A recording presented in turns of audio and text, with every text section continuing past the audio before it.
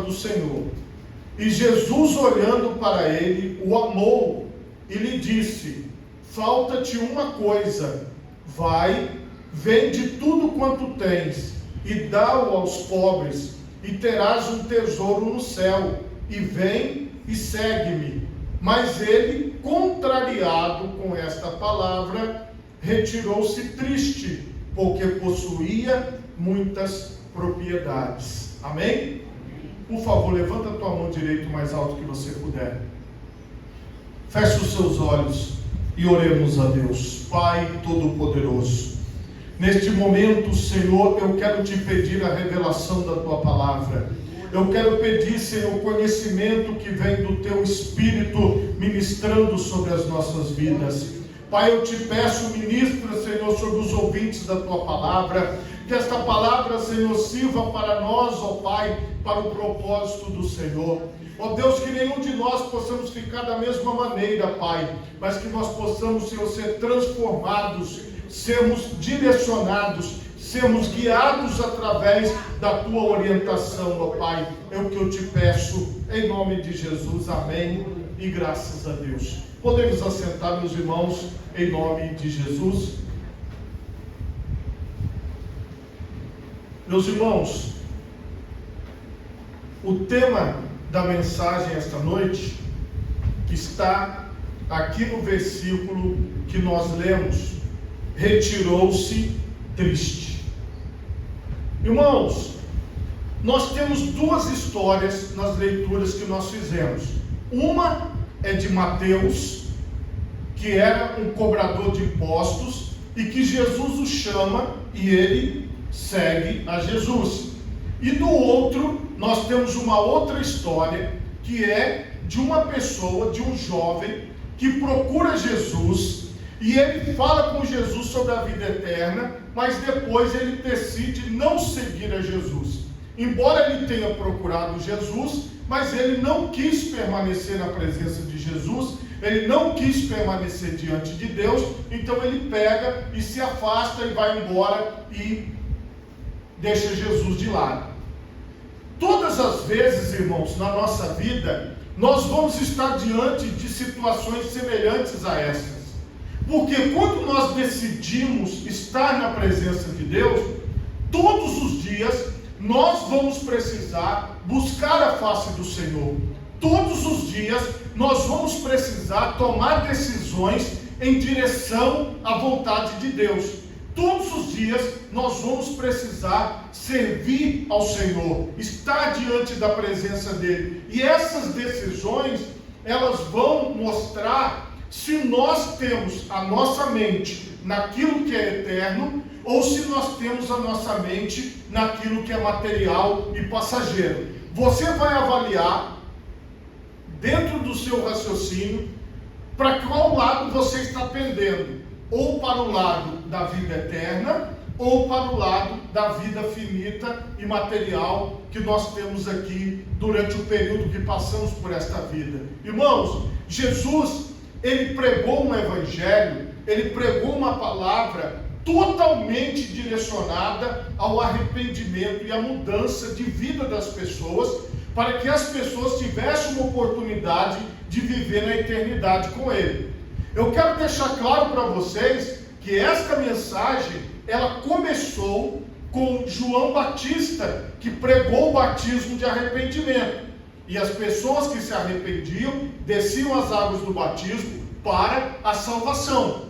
Até então, o perdão de pecados era feito através dos sacrifícios de animais, de pombinhas, de passarinhos, que as pessoas levavam até o templo. Na mente daquelas pessoas, a única forma de haver o perdão dos pecados era através daquele sacrifício de animais, que era a lei de Deus que estava vigorando para o povo de Israel. Até os outros povos, quando queriam servir ao Senhor, eles tinham que seguir exatamente o mesmo ritual: oferecer os animais para que o animal tomasse o lugar daquele que estava oferecendo o animal, para que houvesse o perdão dos pecados. Era assim que funcionava. como a própria palavra de Deus deixa claro, que sem o derramamento de sangue, sem o animal ser sacrificado, não havia o perdão dos pecados. Por isso que todos deveriam oferecer esses animais como sacrifício. Pelo menos uma vez por ano, eles levavam os animais até o templo para que eles fossem sacrificados. Essa nova fórmula, este novo método, esse novo objetivo, inaugurado por João Batista, que pregava: arrependei-vos, arrependa-se do pecado, mude de direção, Deus pode perdoar os seus pecados através do seu arrependimento, do seu desejo de sair do pecado e de não viver mais no pecado. Ele começa essa nova mensagem. Para nós que ouvimos ela todos os dias, pode parecer assim: é uma coisa que eu já ouvi muitas vezes, eu já sei, eu conheço. Porém, conhecer é diferente de praticar. Às vezes nós temos um grande conhecimento, mas nós temos uma prática que não condiz com o conhecimento. Muitas vezes você assiste uma receita, anota aquela receita, e quando você vai fazer a receita, não sai do jeito que você queria, porque alguma coisa não saiu legal. Então, uma coisa é você assistir, ver alguém fazendo, outra coisa é você anotar, e outra coisa é você fazer a receita. Aqui, irmãos, Jesus, ele vivia na luz do sol, ele vivia na chuva que caía do céu, e ele andava no meio das pessoas, e ele chamava as pessoas para um estilo de vida, para uma forma de viver. E o convite de Jesus era um convite sério, era um convite para a vida toda. Não era um convite somente para participar de uma reunião, como nós convidamos, somente para participar de um culto, somente para participar de um trabalho. O convite de Jesus era o seguinte: olha, todos os dias você deve tomar a sua cruz, as suas dificuldades, os seus problemas e me seguir todos os dias. Então, o chamado de Jesus era diário. Não era um chamado somente como era, por exemplo, para o povo judeu, que no sábado tinha a prática de não trabalhar e voltar-se para o Senhor, como tem até os dias de hoje. O Senhor Jesus, ele veio dizendo que eu trabalho até agora e o meu Pai trabalha também. Ele veio dizendo que era todos os dias a dedicação do homem a Deus. Não era só num dia específico, só num momento específico, mas era uma entrega da vida. Quando você lê o Novo Testamento, você vai observar que as pessoas que seguiam a Jesus levavam a sério isso. Eles levavam literalmente a sério, porque eles estavam diante de Deus, eles estavam na presença de Deus, e eles seguiam exatamente o que Jesus ensinou. Eles viveram 24 horas com Cristo. Depois que Cristo foi assunto ao céu, foi elevado ao céu, eles continuaram vivendo com Cristo e vivendo Cristo 24 horas por dia. E eles ensinavam a igreja primitiva, os primeiros cristãos, a seguir na mesma visão. Eles diziam assim: olha, todos os dias no templo e de casa em casa não cessavam de ensinar e de pregar a Jesus, o Cristo. Não tinha folga, não tinha feriado, não tinha sábado, não tinha domingo, não tinha terça, era algo contínuo. Quem entregasse a sua vida para Jesus, quem seguisse a Jesus, já ia ter isso em mente: olha, eu estou com Jesus todos os dias, porque Ele disse que Ele está comigo. Então eu acordo com Jesus, eu caminho durante o dia com Jesus e eu vou dormir com Jesus. Era uma consciência coletiva. Os anos foram se passando, e o que aconteceu? As pessoas começaram a eleger de novo dias. Por exemplo, o domingo. O domingo foi reconhecido durante o avanço do cristianismo como o dia do Senhor. E aí, de acordo com o Novo Testamento, que era o dia onde as pessoas se reuniam, essa tradição ela permaneceu. Então, em muitos países, em muitos lugares do mundo, as pessoas separam o domingo para estar na igreja. Mas os outros dias elas não fazem nada relacionado à parte religiosa. Elas se dedicam às suas vidas, aos seus trabalhos, mas no domingo elas estão na igreja. Nós não estamos assim, porque nós estamos aqui numa quarta-feira na presença de Deus. Então, na nossa mente, nós que estamos aqui, nós temos esse entendimento, que todo dia é dia de andar com Jesus, todo dia é dia de estar na presença de Jesus. Essa é uma consciência de quem está com Cristo, porque não tem um dia específico. Às vezes, se você não pode estar num dia, você está no outro. Se você não pode estar no outro, você está no outro, porque você está sempre querendo estar em comunhão com os irmãos, na presença do Senhor, sempre louvando a Deus. Só, irmãos, que esta consciência da coletividade, do dia a dia, ela foi se perdendo. E aí muitas pessoas, elas pensam assim, olha, eu estou em busca de uma experiência. E essas pessoas acabam vivendo a vida cristã como se fossem experiências. E essas experiências que as pessoas estão vivendo, elas acabam, por exemplo, elegendo um dia da experiência. Elas acabam elegendo um horário da experiência. Aí a pessoa teve aquele horário, teve aquele momento, depois, em seguida, é como se não tivesse acontecido nada. Porque preste atenção numa coisa: quem recebe o Espírito de Cristo, o Espírito de Jesus, ele vai viver como Jesus viveu, ele vai andar como Jesus andou, falar como Jesus falou, ter Jesus como modelo na história da vida, no dia a dia. Não é uma coisa que aconteceu uma vez e daquela vez em diante nunca mais aconteceu. E a pessoa precisa esperar o outro dia para viver aquela mesma experiência. Então o que acontece?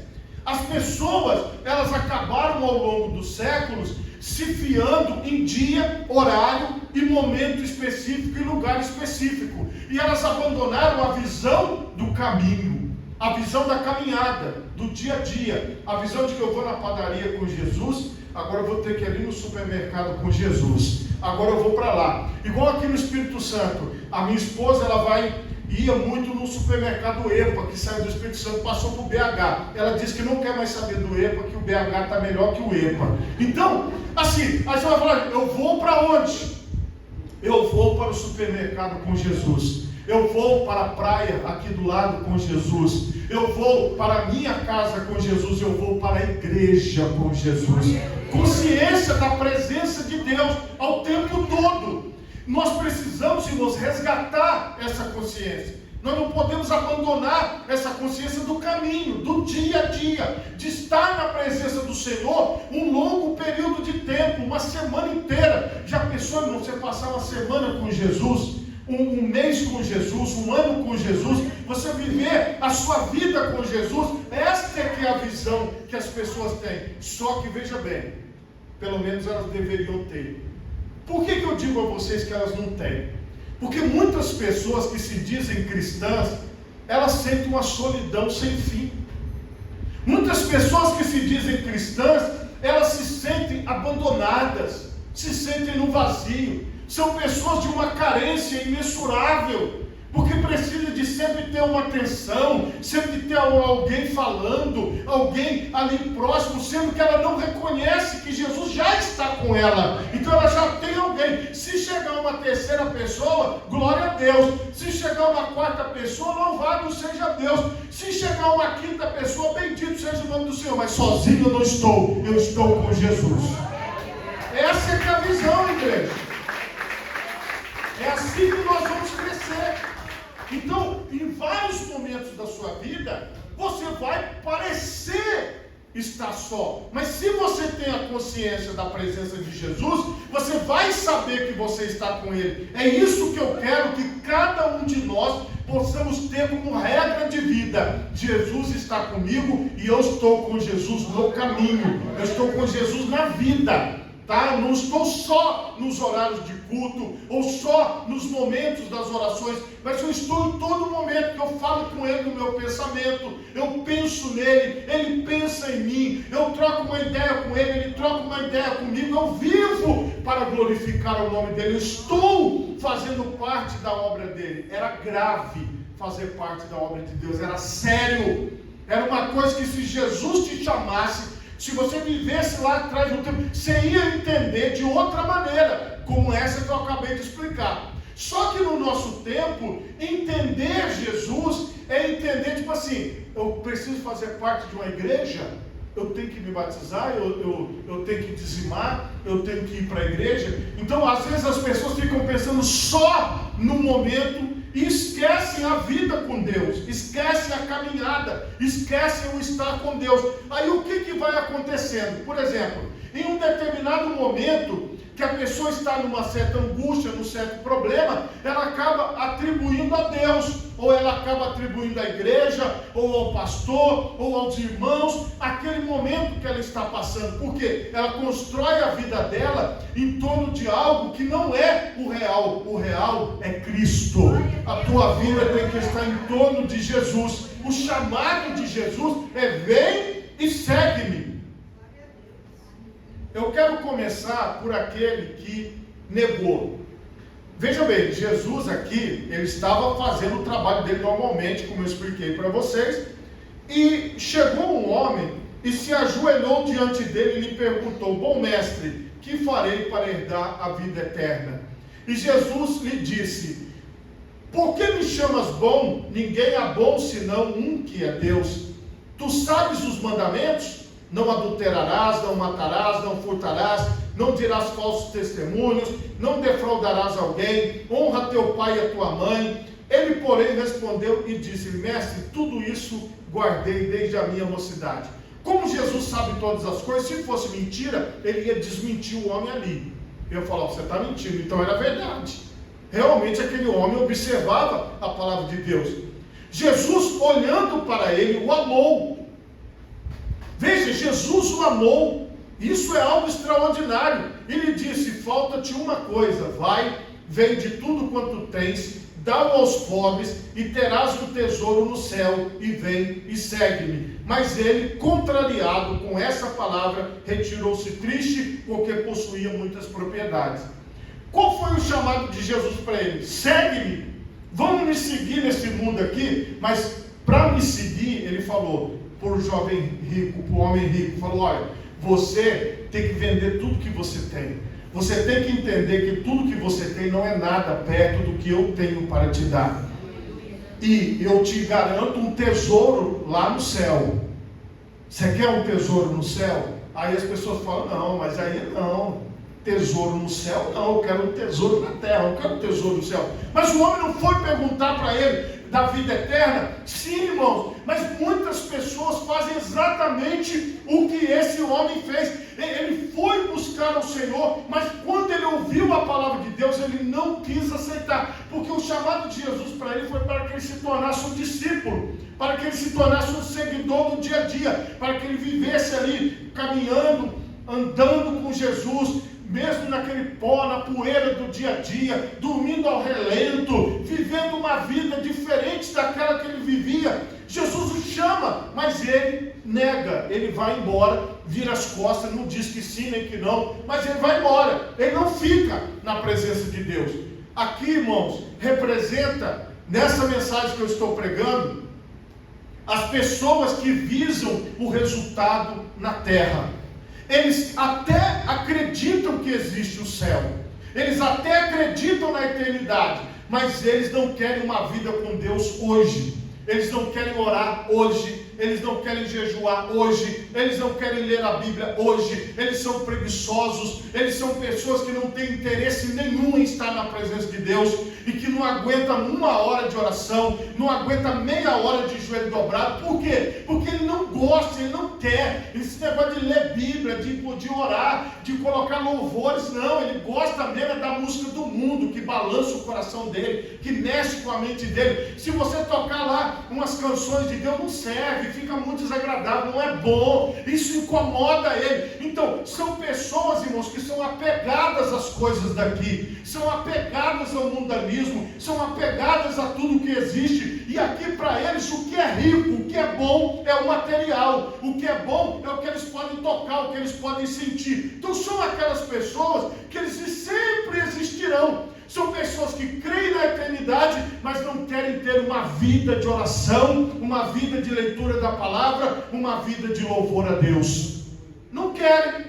Porque quando você chama a responsabilidade, que foi o que Jesus falou, agora é a hora de você decidir. Segue-me. vamos comigo. A pessoa diz que não.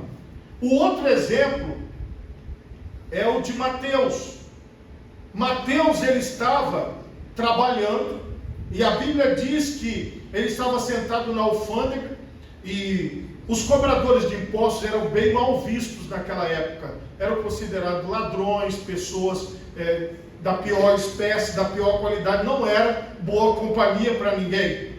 E Jesus, ele disse-lhe: segue-me. Ele só falou isso: segue-me. A mesma coisa que ele falou para o jovem rico. E ele, levantando-se, o seguiu. E aconteceu que, estando ele em casa sentado à mesa, chegaram muitos publicanos e pecadores, e sentaram-se juntamente com Jesus e os seus discípulos. E os fariseus, vendo isso, disseram aos seus discípulos: por que come o vosso mestre com os publicanos e pecadores? Jesus, porém, ouvindo, disse-lhes: não necessitam de médicos os sãos, mas sim os doentes. Ide, porém, aprendei o que significa misericórdia quero e não sacrifícios. Aqui Jesus tocou no ponto que os judeus viviam até aquele momento. Eles achavam que bastava oferecer a oferta de sacrifício pelo pecado, que estava tudo resolvido. Bastava levar o cordeiro, o cabrito, a rolinha, o pombinho, que estava tudo certo. Bastava eles todo sábado ler a Torá e se dedicar à lei de Deus, que estava tudo certo. E Jesus veio para dizer para eles: vocês leram lá? Vocês entendem o significado do que o Senhor vem falando ao longo do tempo? Vocês entendem o significado da obra que Ele vem fazendo? Ele disse: não é o holocausto que interessa a Deus, mas sim a salvação das pessoas. E sim, você entender que você pode servir ao Senhor, porque eu não vim para chamar os justos, mas os pecadores ao arrependimento, à mudança de vida e à transformação. Jesus estava falando: é por isso que vocês estão vendo esse monte de pessoas pecadoras perto de mim. É por isso que eu estou com essas pessoas, para que elas se arrependam, para que elas mudem de direção, para que elas mudem de vida. Essa era a mensagem de Jesus para a humanidade e continua sendo até os dias de hoje. A questão aqui é que Mateus largou a alfândega, largou a coletoria de impostos, ele abandonou a sua profissão, ele abandonou aquele contexto de vida e ele se tornou um dos discípulos, um dos apóstolos do Senhor, um dos seguidores do Senhor, porque ele entendeu que aquele era o plano de Deus para a vida dele. Aquela era a história que ele queria viver, todos os dias sendo seguidor de Jesus, todos os dias estando na presença de Jesus, todos os dias estando diante do Senhor. Ele sabia a gravidade da decisão, sabia. Ele pode ter tido problema com a família, pode ter tido problema com os amigos, pode ter sido muito difícil para ele abandonar aquele emprego que dava muito dinheiro para ele, abandonar aquele contexto que ele vivia, para todos os dias estar ao lado de Jesus, no chão, no pó, no relento, dormindo no meio do mato, fazendo aquela peregrinação que Jesus fazia. Cada dia Jesus estava numa cidade, cada dia Jesus estava num lugar, e ele acordava de madrugada e saía, e eles iam atrás dele, todo dia aquela vida, todo dia aquela busca. Mas Mateus escolheu estar seguindo a Jesus Cristo. E aqui, meus irmãos, é o conselho que eu dou nesta mensagem para todos nós. Vamos todo dia colocar o nosso rosto no sol, o nosso rosto na chuva. Vamos todos os dias colocar os nossos pés na lama, ou os nossos pés no pó do chão do dia a dia, e vamos erguer a nossa cabeça e andar com Jesus o dia todo. E vamos levar Jesus até a beirada da nossa cama. Quando a gente vai dormir, vamos dormir com Jesus. E vamos falar: Senhor, durma aqui do meu lado, eu vou ficar com o Senhor, eu não vou abandonar o Senhor. Porque eles também dormiam com Jesus. Eles não ficavam com Jesus só de dia, não, ia cada um para sua casa, não. Aonde Jesus dormia, eles dormiam. Onde Jesus entrava na cidade, eles entravam. Onde Jesus ia, eles iam. Então, o chamado de Jesus, irmão, é para uma vida na presença dele. É uma vida completa, é uma vida inteira na presença do Senhor. Tudo que nós estamos vendo, irmãos, vai passar. A palavra de Deus diz isso: céus e terra passarão, mas aquele que cumpre, aquele que obedece, aquele que segue Jesus, que é a palavra viva, este vai permanecer para sempre. Então, mais uma vez, irmão, este é o chamado, esta é a palavra de Deus, este é o ensinamento do Senhor. Nós temos Bíblia, nós temos aqui essa palavra, nós podemos nos alimentar de Jesus todos os dias, nós podemos estar na presença de Jesus todos os dias, mas aqui é que está a questão: quem somos nós? Nós somos como Mateus, que disse: Senhor, estou indo. Largou na hora e seguiu, e está seguindo, tá? Ele está com Jesus até hoje, viu? Lá a Bíblia diz que existe uma cidade que é quadrangular, que tem 4 lados iguais, e nos fundamentos da cidade você vai ler o nome de Mateus lá, porque ele permanece com Jesus até os dias de hoje. Você entende, irmão? Que esta decisão é para a eternidade. Não é só uma palavra assim: eu creio na vida eterna, o que eu faço para herdar a vida eterna? Não, é se você quer seguir a Jesus todos os dias, é se você quer estar com Jesus todos os dias. Eu já falei isso aqui, vou repetir: nós vamos passar, irmãos. Quantos pastores já passaram por este púlpito nesses 66 anos dessa igreja? Quantas mensagens já foram pregadas aqui? O único que permanece é aquele que é o Senhor Jesus, e é você que está seguindo a Jesus. Então, se nós entendemos isso, nós vamos prevalecer, irmão. Nós vamos seguir adiante. É isso que nós precisamos compreender. E veja bem, irmão, se você entrar no meu canal, na internet, lá no YouTube, e eu fiquei até feliz sabendo que fizeram um recortezinho dos pedacinhos que eu falo aí. Olha que legal. Recorta esse pedaço também, você que gosta de recortar, recorta esse pedaço do que eu estou pregando aqui. Olha, deixa eu te falar uma coisa: se você seguir o homem, você vai perecer, mas se você seguir a Jesus, você vai permanecer para a vida eterna. Olha o recortezinho aí. Amém, meus irmãos? Deixa eu explicar uma coisa para você. Todos nós estamos atrás deste Jesus. Você entende isso? Todo dia, de manhã, de tarde, de noite. É isso que está aqui, dentro de nós, na nossa vida. Então, meus irmãos, tudo vai passar, mas você vai permanecer com Jesus. Amém? Por favor, coloque as 2 mãos na altura do seu coração. Feche os seus olhos.